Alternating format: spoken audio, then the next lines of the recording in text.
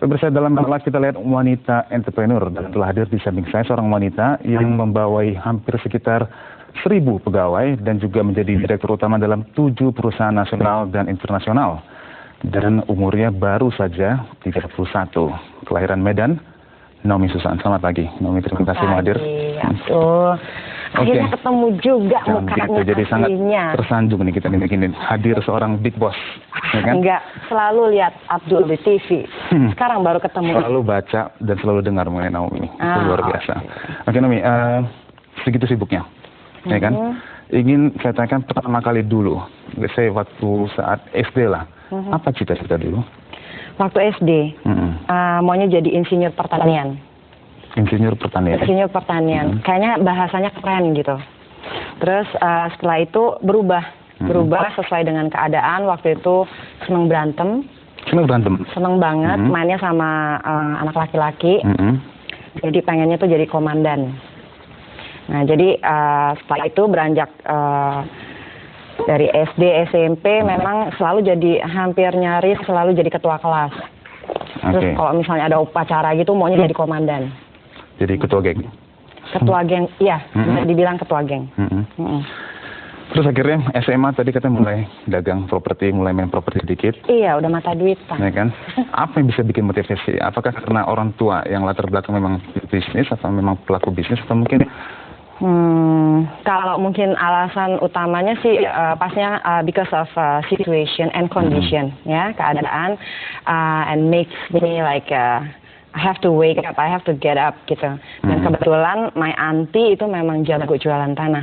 Nah jadi can you imagine tanahnya udah ada, kita udah punya bayarnya, kita belum bayar, itu uangnya udah kita terima dan kita tinggal kawinin aja. Jadi tinggal put all things together. Yes, jadi mediator.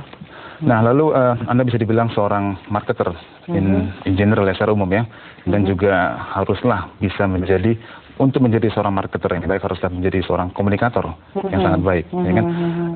Pada saat Anda menjadi ketua kelas dulu itu, udah tahu wah ini punya skill khusus di mana bisa influence someone, bisa mempengaruhi seseorang untuk ikut apa katanya? Iya, I do believe since waktu saya kecil, saya pun bisa merubah suatu rencana yang sudah ditetapkan. Misalnya my family mau holiday ke kebun binatang. Tiba-tiba saya bilang saya mau berenang. And I can direct them all to follow my kemauan saya merubah. And then jadi ketua geng juga anak laki-laki itu bisa saya setir semua. Dan saya kalau main sama mereka, entah main gundu atau main ular tangga atau ludo, saya harus menang. Kenapa ada motivasi atau keinginan selalu ingin to be number one? Apakah karena hanya ingin menunjukkan your identity, menunjukkan identitas, atau mungkin karena tabiat, atau mungkin apa? Kenapa? Itu ada level-level tertentu ya. Pada dasarnya awalnya pasti of course I want to prove something. I want to prove to everybody that I can make it, I can do this ya. Tapi setelah melewati stages per stages itu berubah. Dimana finally ada satu achievement yang saya mau capai based on satisfaction. Obsesi? Iya, kayaknya kalau mission accomplished itu benar-benar so wonderful ya, even though it's a small thing. Dan bahkan sometimes kalau misalnya terbiasa stres ya, terbiasa banyak pressure dan tekanan, and somehow so many mission accomplished, terus nggak stres gitu ya, saya bingung sendiri. Apalagi ya, saya mesti nyari apa lagi gitu yang ada pressure-nya gitu.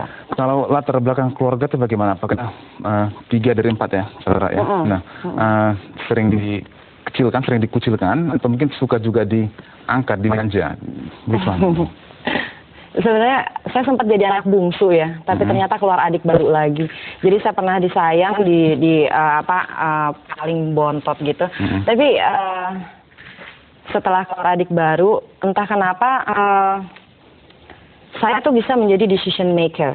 Biar gimana pun juga, until now, semua family saya itu respect. If I say yes, it means yes. Kenapa sama yang lain, nggak sama yang... mereka memiliki perannya masing-masing. Seperti kakak saya nomor 1. Seems like dia orangnya lemah ya, weak ya. Padahal dia sebenarnya the strongest one di antara ke semua adik-adiknya. Tapi kalau lihat itu mungkin dia easily to cry. Tapi sebenarnya dia seldom to cry. gitu. Jadi kalau yang kedua dia lebih kepada full of love, kasih. Jadi ada masalah apapun juga dia menyelesaikannya semua dengan love. Tapi kalau saya lebih ke arah bukan diktator tapi ex a leader. Jadi kalau saya bilang kita harus berpikir bijaksana. Don't put feeling, jangan pakai perasaan. Jadi hanya kelebihan karakter mungkin kalau dibandingkan dengan negligence dengan kakak-kakak tadi. Oke. Nah, bukan diktator, bukan otoriter. Lalu apa yang coba diinginkan dalam decision making atau dalam berpikir lah sehari-hari, ya kan?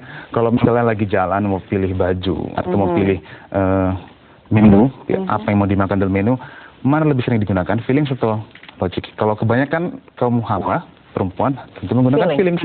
Nah. Saya lebih ya mix ya, ada feeling and logic, tapi based on the time yang very tight. Sometimes ya saya mau yang very instant, yang tidak jelimetisasi gitu. Dan saya mungkin dikategorikan even my mother say saya bukan anak perempuan, maksudnya anak laki-laki. Because I don't like cosmetic, I don't like girls matters gitu. Feminism, define yourself feminism. Some closest person said I have the feminism inside, jadi inner.